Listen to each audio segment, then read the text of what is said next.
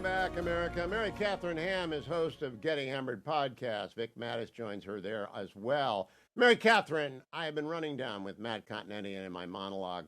Pete Hegseth, John Ratcliffe, Michael Waltz, Elise Stefanik, Marco Rubio. I'm thrilled. But the left has decided Pete Hegseth is too young and he works for Fox News, so he's got to go. Got 2 Bronze Stars from 3 combat deployments. And he's written this book, The War on Warriors, which is a very good book. What do you think?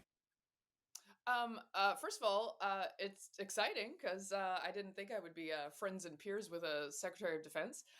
The other part is that, look, I think they always go too far with this stuff, right? Because he is an unexpected pick, and because he hosts a morning show, they're like, oh, well, this is why Trump picked him. Look at this. This is pathetic. He's clearly not qualified.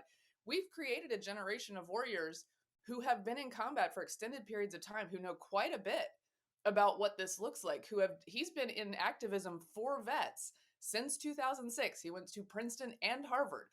This is a guy who knows a little bit about what this job entails. And I do want to say that in 2006, I think I was one of Pete Hegseth's first media hits because I covered Vets for Freedom at a rally on my Ham Nation weekly YouTube show. And Baby Hegseth and Baby MKH did a little interview together way back in the day. You know, I like to point out to people, and I'm not comparing individuals, I'm comparing chronological age. Winston Churchill was 40 when he was at the Admiralty in World War I, and people say, well, look at Gallipoli. Gallipoli was actually a genius move, and had it been executed, would have worked. And Grant was under 44 when he took Vicksburg and took over the Army of the Potomac. Chronological age has nothing to do with leadership, although you've got to have a few decades at it. I don't know him well, but he's very, very smart. What are they afraid of? I think they might be afraid of the idea that if there's a guy who can root out some of the more problematic woke issues inside the military, which there are these things that have been implemented, that he might be dedicated to doing that, and that it might make other people who have gained footing by implementing these things not necessary anymore. But I think my one concern would be, has he run a large organization before? But he's also been a platoon leader, right? So this is what military service trains you for to some degree, is to be a leader. So I'm interested to see what happens here with confirmation and to hear from him.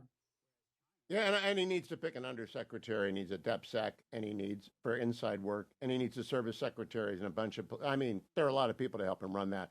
I want to quickly get your reaction to Elise Stefanik and Marco Rubio, Mary Katharine Ham.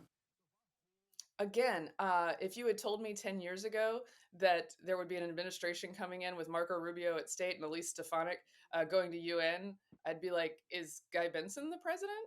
What? Guy Benson might be the press secretary. You might be the Right. press secretary. I'm not putting anything over on this. So I'm excited about it. Look, I think Elise Stefanik has shown that she has exactly the qualification to go to the UN, which is be a powerful voice for the Jewish people to slam anti-Semites and put them in their place. And it's just a bonus that she's a smart lady to do it, because a lot of countries that are at the UN and are anti-Semitic don't appreciate that. And that's basically the whole job at the UN at this point. We're not getting anything out of these folks. And so I look forward to her doing that vociferously and energetically. And then Rubio is just a smart guy who understands world affairs, who I think, because of his Cuban origin, has connections to Latin America that will keep that sort of on a front burner. We will be dealing with those issues, I think, probably more openly, and it's going to be fun to watch them work. Now, I mentioned to everyone, Mike Waltz is my friend. My son works for Michael Waltz. He's brilliant. I don't have to debate that with anyone. What about, where's Rick Grinnell going to end up? Because, I mean, he's a go-to guy for if he ends up at the FBI, they're going to have a heart attack at that building. What do you think? Ooh, yeah, I'm the FBI opening is going to be interesting. He ran DNI. Remember, he ran DNI. Yeah.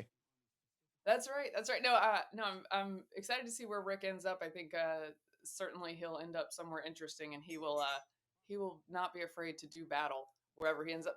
The thing is too, like, the press is going to freak out and say that all of this is unconventional and oh so bad, but a lot of people voted for change, guys, and unconventional doesn't mean bad to them. In fact, the status quo meant bad to them. So if you can do it Because Joe responsibly, Biden is infirm, and Lloyd Austin didn't tell us when he went to the hospital for 2 weeks. I mean, this is not like we're switching out a bunch of rookies for the All-Star, the 27 Yankees. Last minute to you, Mary Catherine.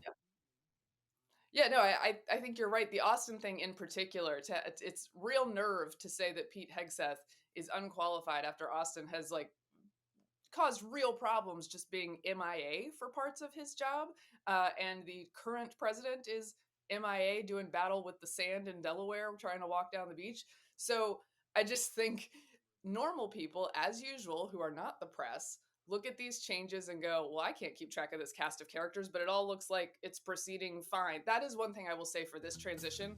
Good job, Susie Wiles. This is going quickly and smoothly, and it feels like people are making progress and getting in the spots they need to be in. People feel good about that. I am absolutely with you, Mary Catherine Ham. Thank you. Getting Hammered, the podcast, your morning show.